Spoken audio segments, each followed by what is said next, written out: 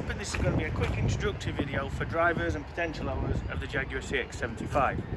This car was introduced in 2010 by Jaguar as a concept car and was taken by the movie company to build for the Bond movie. It raced against the DB10, and this is one of 4 that's allowed for public sale. So owning one of these things isn't as simple as it looks. It's not like you just pop the bonnet. There's 4 retaining screws that lift this hood off. Once the hood's off, inside there's a few jobs here that need to be done and checked.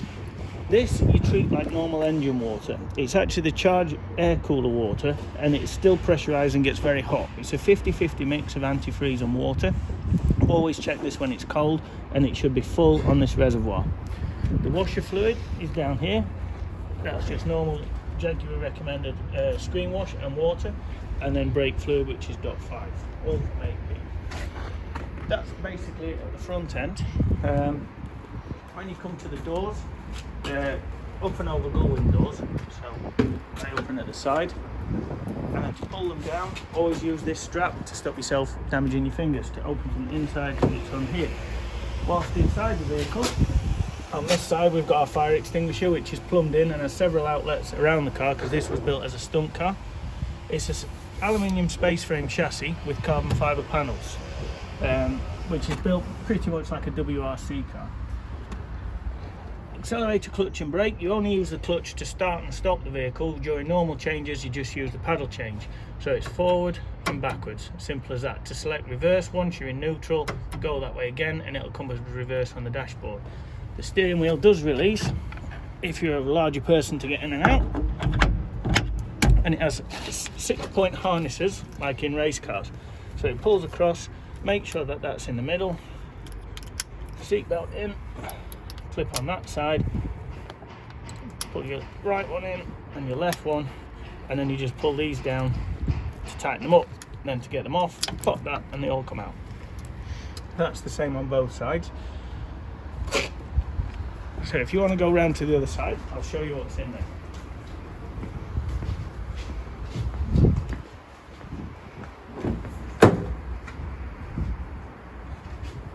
So it has a full kill master switch, which is located here, and that needs to be pulled out when you're not using the vehicle. That'll stop it from discharging.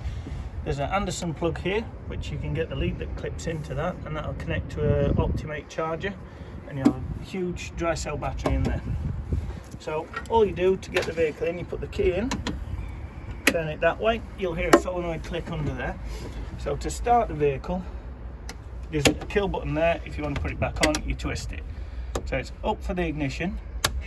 That'll hear everything come on. You'll hear the compressor. That's normal for the compressor to come in. That's actually for your gear selector. Now you've got a series of selection of switches.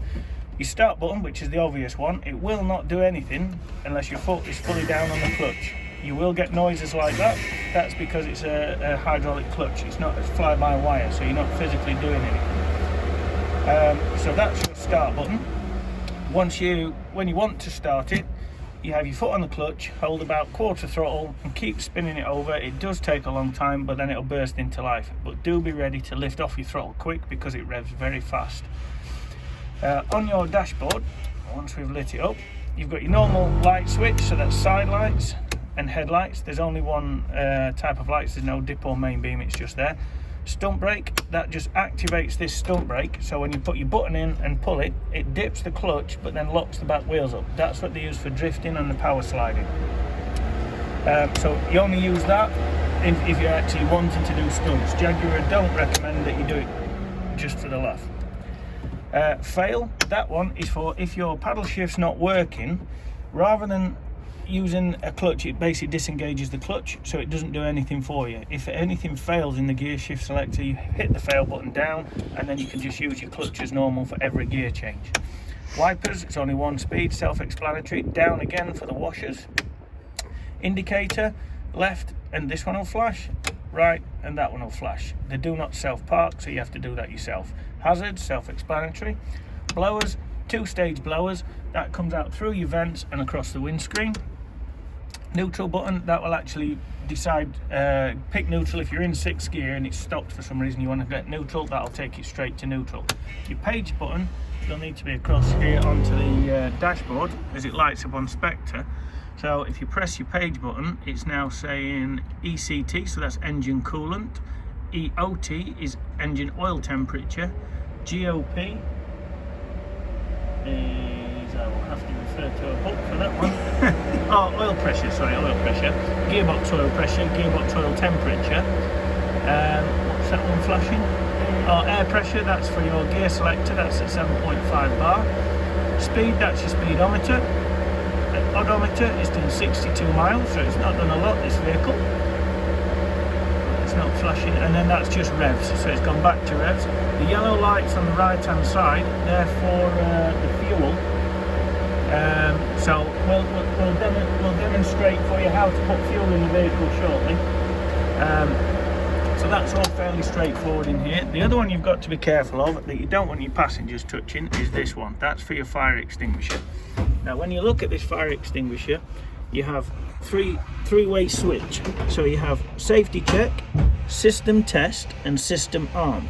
Okay, so where it is there, it's on safety test in the middle, and if you press the buttons they will light up. There's one outside, one inside. I'll show you the outside one later. That tells you that the switches work. The safety check, that's that one. You just push it down, that tells you that the battery inside this is good.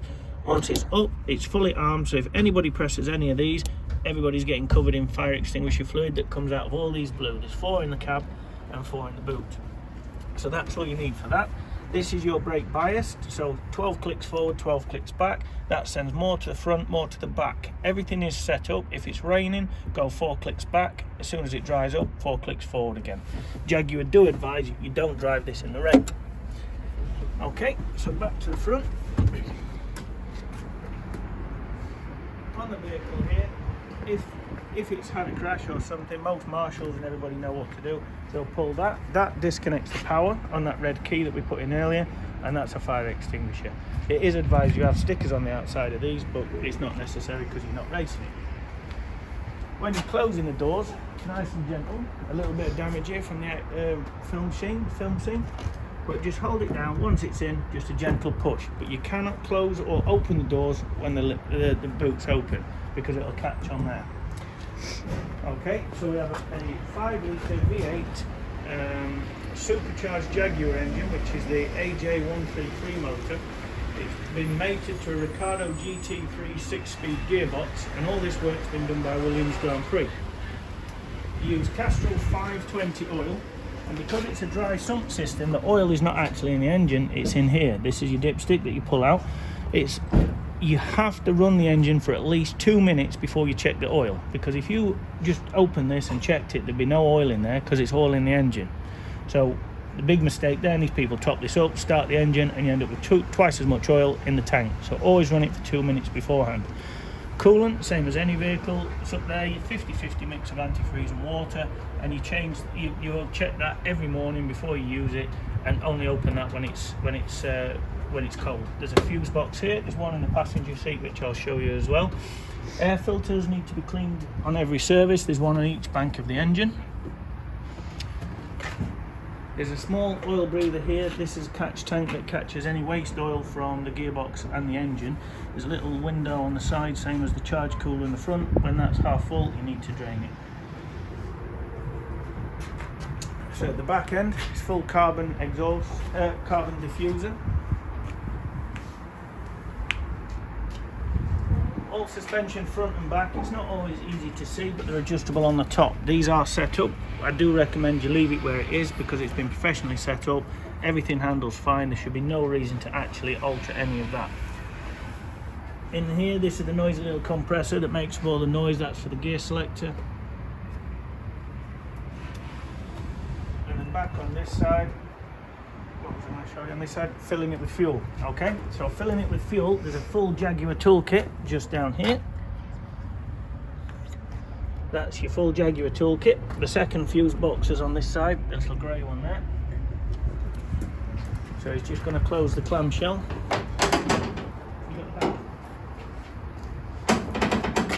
So once this is down, you can actually close the doors again, should you wish to. I'll just show you that those clicks after. So all you do It only has a 20 litre tank. It uses normal 98 RON fuel. This doesn't want to come off. So the fuel bowser is just on its way, but what I'll just suggest to you now, because I'm going to need some assistance on the fuel bowser, I'll just show you these clips to get into the boot. Push them down like that on each side. Then when you lift these up, there's one more thing, because it's set with rubber, because it's quite a flexible shell, just put your finger in there, push that till it pops. Same on this side, till it pops, and then just use both sides, lift it up. Once it's up, there's 2 strut braces, one on each side, and they just clip into the red compartment there. And then one on each side, and they'll hold it up. To close it, you just reverse the process, make sure you've got that pushed into there. Gently lower it down, and then just push it down, then you insert the clip, and then lock it